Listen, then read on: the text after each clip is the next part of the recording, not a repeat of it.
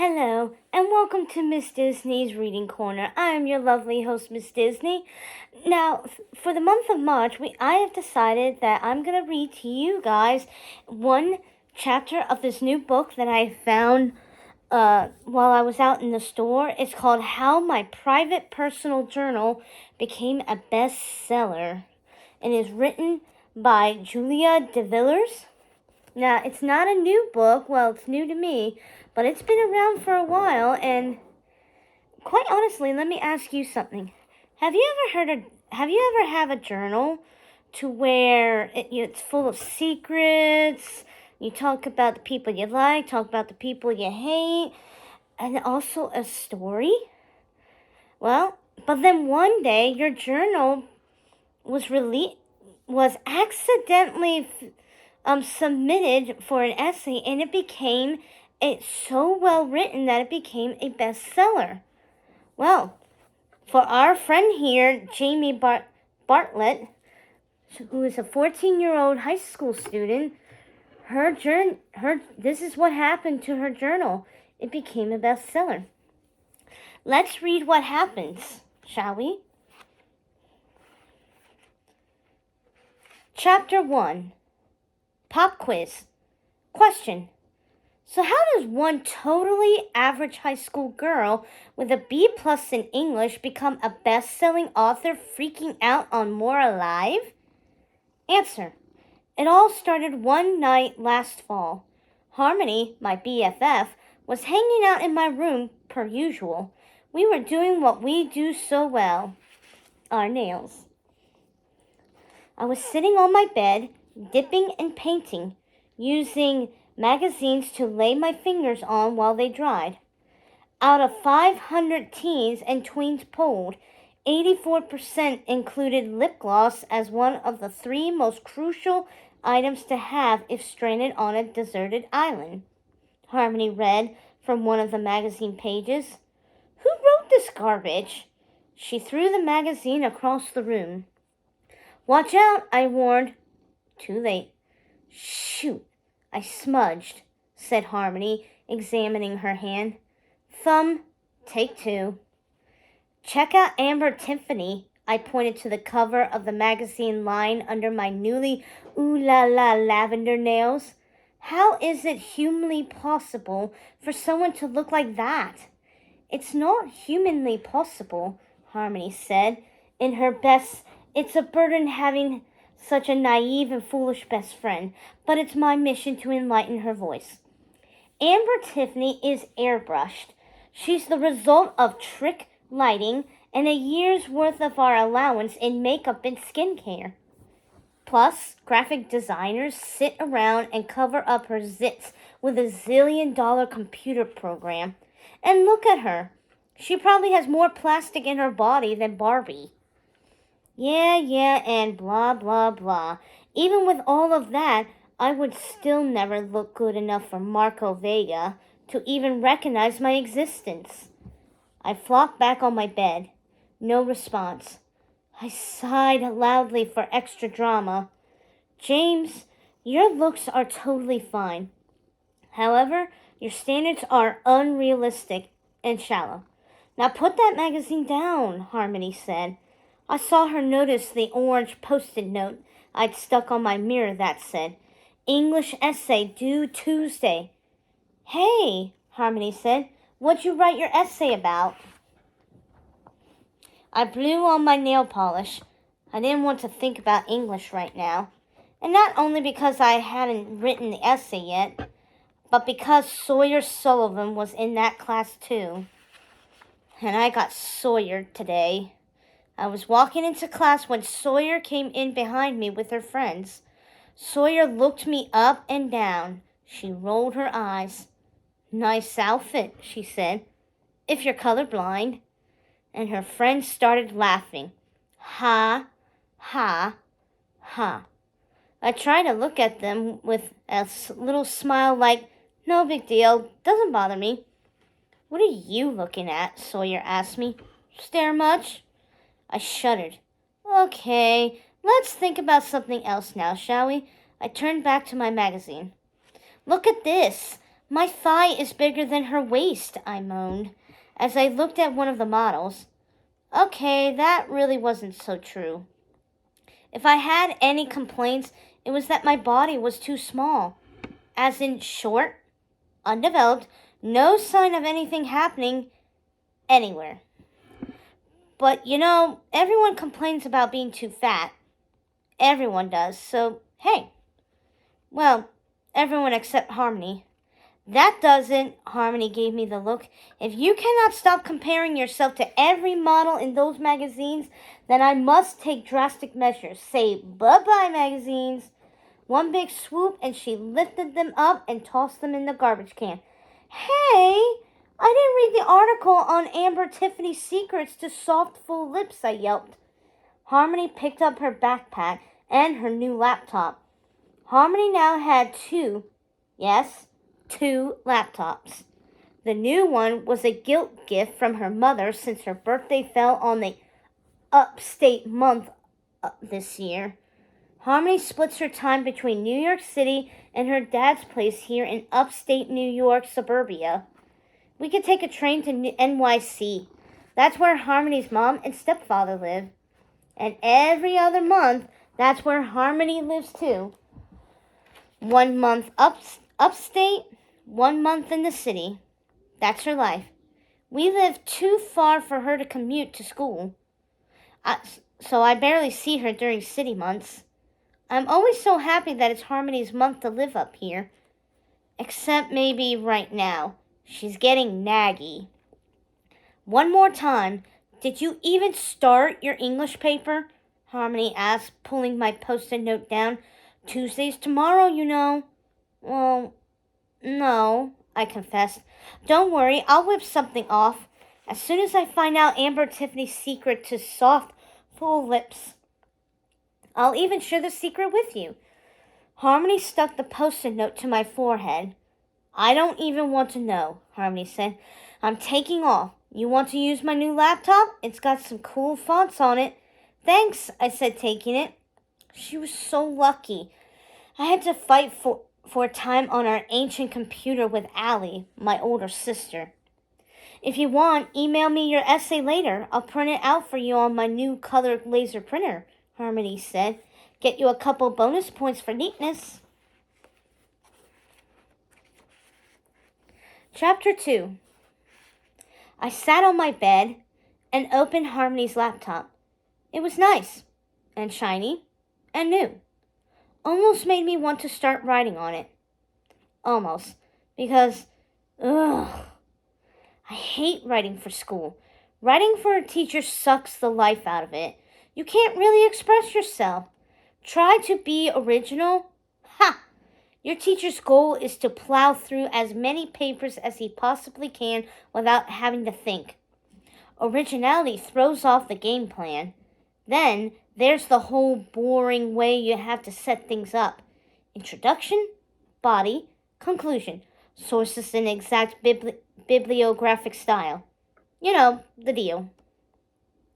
But like a good little Whittaker High student, I write what teachers want to read and turn in my assignments on time. And I go home and bang out my journals.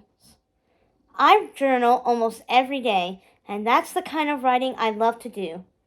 When it's for myself, when it's my feelings, my thoughts, instead of using diaries or pretty little journals that scream, "Nosy sisters read immediately," I ingeniously write in regular school notebooks marked algebra and history.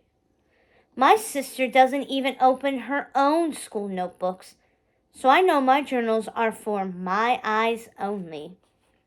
Okay, back to homework. We had to write an essay about something we would do to change the world.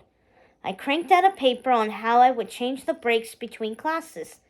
Yes, having longer breaks between classes would change the world because we would have time to actually go to our lockers and switch our books so we didn't have to lug around 60 pounds of backpack all day. And that would give us better posture. Something always being drilled into our brains in health class. It was actually brilliant because rumor had it that Gallagher was dating Mr. Anatomy Atkins, the health teacher. So she could cozy up to him by telling him how one of her students thought his lessons were so great she wrote about it in her homework.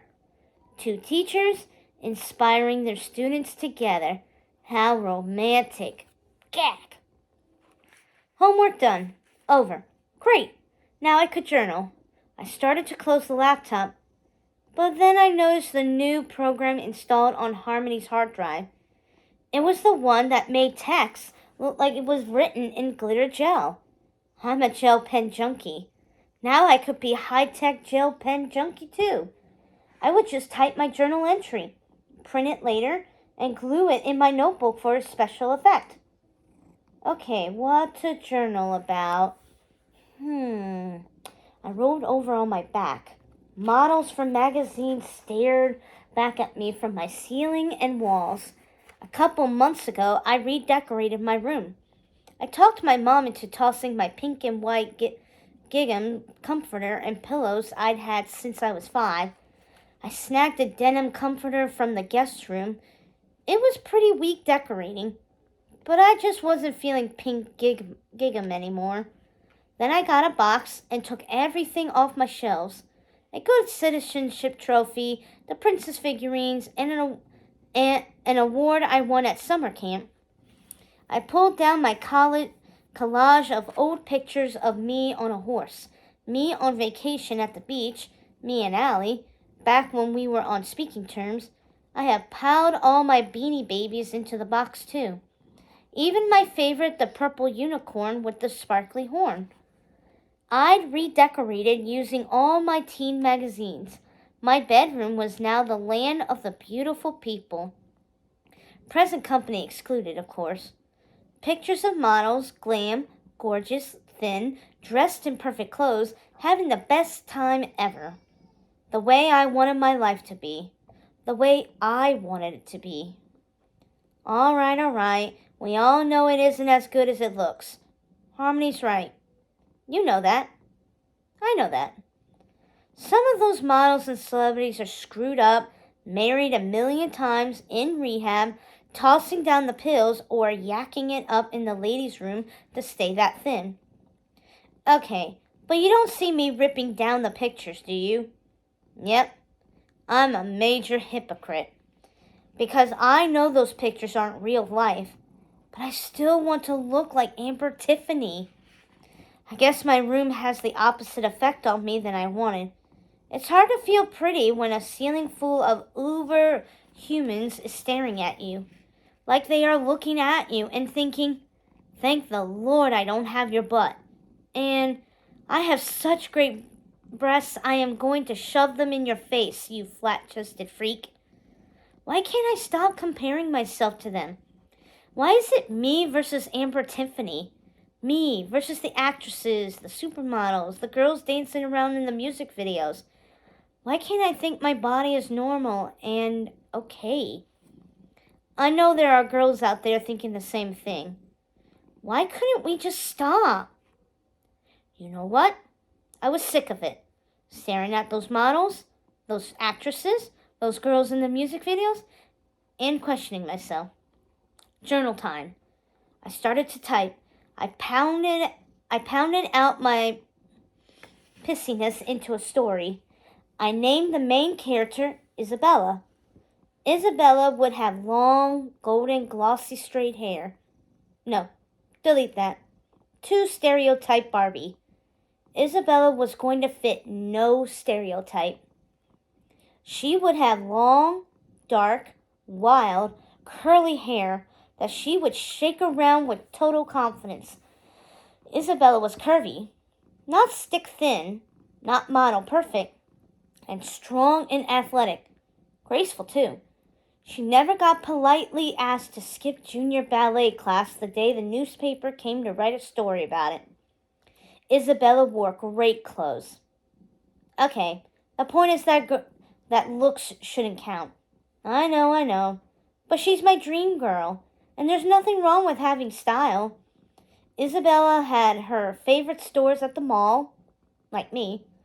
But she'd also go into vintage shops where she would spend like $25 and come out with an incredible outfit. Yeah, and she would buy a pair of regular jeans and do it herself until they were cooler than even designer jeans. Isabella liked to lie around and paint her nails and read magazines. But when she read the magazines, she didn't give one thought to the body the clothes were hanging on. It is so my personal style. Isabella is totally fine being herself. And that's not all. Isabella would become a real superhero. She would have an alter ego, like Clark Kent becomes Superman, like Peter Parker becomes Spider-Man, like the little wimpy guy becomes the Incredible Hulk. Most of the time, Isabella is the seriously cool girl. But when the even villains attack, Isabella turns into Iz. Okay, so Iz should have some cool superpowers, right? I thought of how Wonder Woman had those bracelet things on her arms that warded off the villains, and how Buffy staked the vampires. I had a sudden inspiration. Isabella would make a fist, and flick! She would flick open her fingers and spread positivity rays that would protect her from evil. Yes, the flick could only be used for good. Of course, Iz needed an evil nemesis, the ultimate villain to fight in a showdown, a girl of supreme evil. I'd call her Bertha. No, Myrna. Yeah, Myrna. Look out, Myrna, reigning bitchy girl at school, supermodel celebrity it girl to the extreme. You are about to reign no more. Myrna turned out to be a totally hateable villain.